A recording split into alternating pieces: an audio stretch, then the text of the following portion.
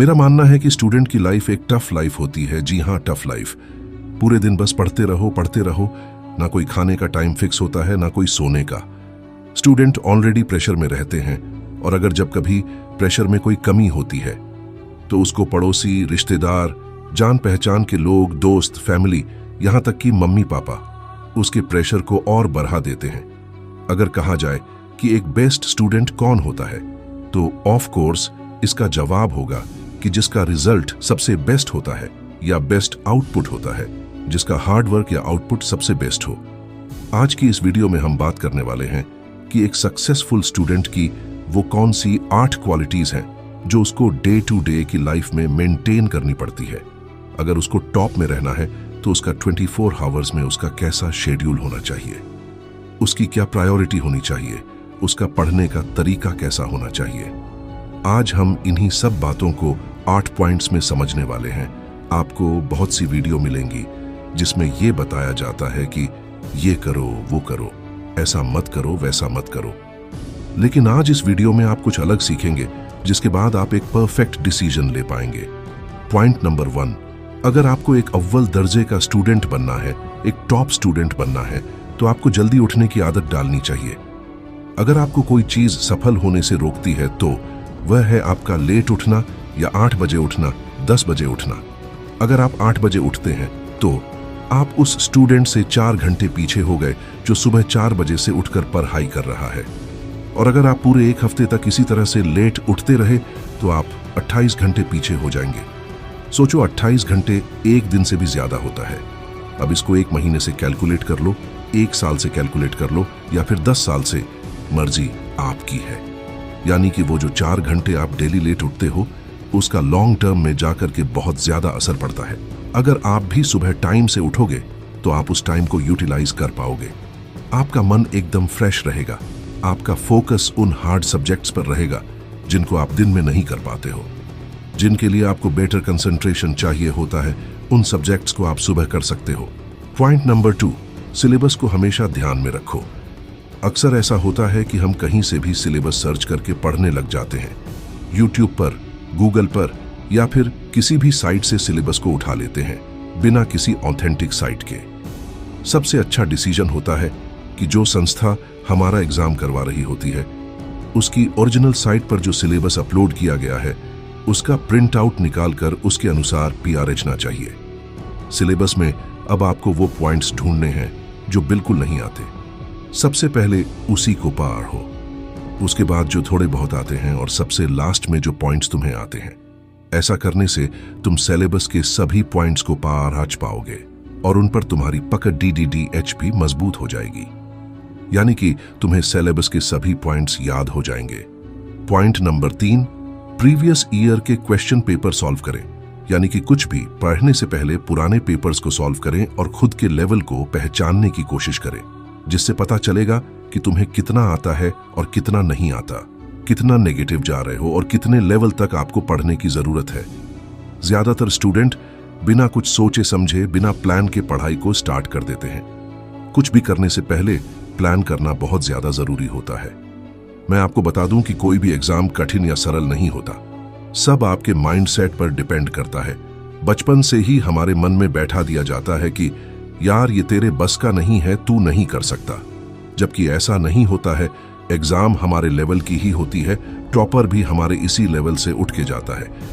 लेकिन जब हम ये सोच लेते हैं कि मैं इसे नहीं कर सकता, इसको एक्सेप्ट करने के बाद हम खुद को लिमिटेशन में बांध देते हैं, एक कंफर्ट जोन बनाकर बैठ जाते हैं।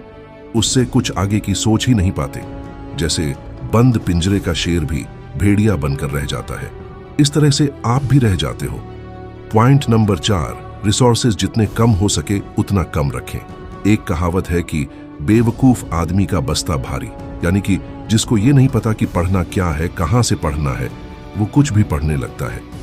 उसकी बुक्स हमेशा ज्यादा होंगी, उसके पास स्टडी कंटेंट इतना ज्यादा होगा कि वो खुद ही नहीं पढ़ पाएगा। अगर आपको स्मार्ट स्टडी करना है तो आपके पास लिमिटेड सोर्सेज होने चाहिए।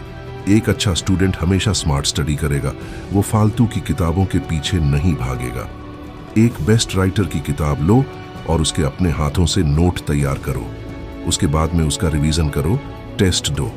ताकि क्वेश्चंस का भी पता लगे। अगर आप स्कूल के स्टूडेंट हो तो कोई भी 3-4 सब्जेक्ट्स तो ऐसे होना ही चाहिए जिन पर आपकी पूरी तरह से पकड़ हो, क्योंकि वो आपके ओवरऑल परसेंटेज को ऊपर लेकर जाएंगे।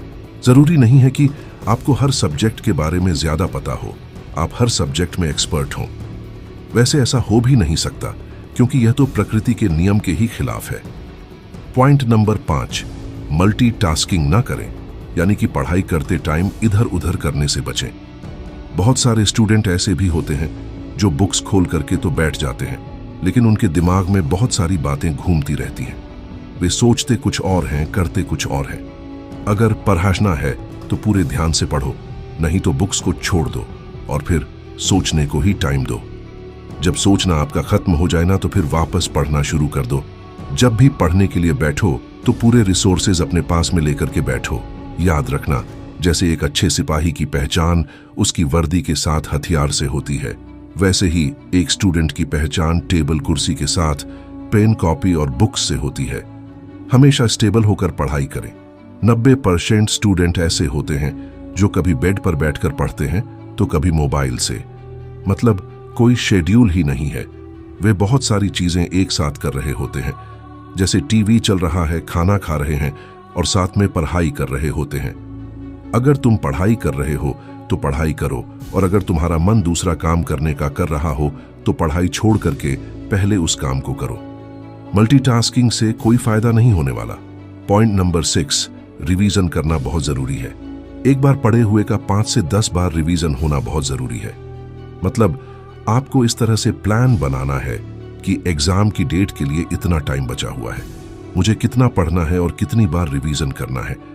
अब आप पर डिपेंड करता है कि आप उसको कैसे पढ़ोगे और किस तरह से आप रिवीजन करोगे। अगर आपने इसी तरह से प्लानिंग की तो मैं गारंटी ले सकता हूं कि आप उसे जिंदगी भर कभी नहीं भूल पाओगे। अब रिवीजन करने का सबसे सही तरीका है कि जो भी आप पूरे दिन में पढ़ते हो वो सब रात को सोने से पहले रिवाइज कर लो। फिर सुबह 4 बजे उठते ही एक बार पिछले दिन का पूरा रिवीजन करके नया पढ़ना स्टार्ट कर दो। अगर ऐसा करोगे ना तो पूरे 24 आवर्स में आप एक कॉन्सेप्ट को 3 बार पढ़ लोगे। उसके बाद कुछ दिनों के बाद में फिर से रिवीजन कर लीजिए और फिर कुछ दिनों के बाद रिवीजन कर लीजिए। ऐसा 4-5 बार रिवीजन कर लोगे तो आप उसको कभी भूलोगे नहीं। जैसे ही आपका सिलेबस कंप्लीट होता है तो आपको रिवीजन और क्वेश्चन पेपर को सॉल्व करने में लग जाना है। जितने ज्यादा क्वेश्चंस आप सॉल्व करोगे उतना ही आपका कॉन्फिडेंस भी बढ़ेगा। फिर क्वेश्चन पेपर्स में जहां पर आपको कमी दिखाई दे रही हो तो उसको आपको ठीक करना है। पॉइंट नंबर 7, एग्जाम को कभी भी खुद पर हावी मत होने दो। मैं बहुत से केसेस में देखा हूं कि स्टूडेंट के एग्जाम जैसे जैसे करीब आने लगते हैं ना तो वो बौखला जाते हैं।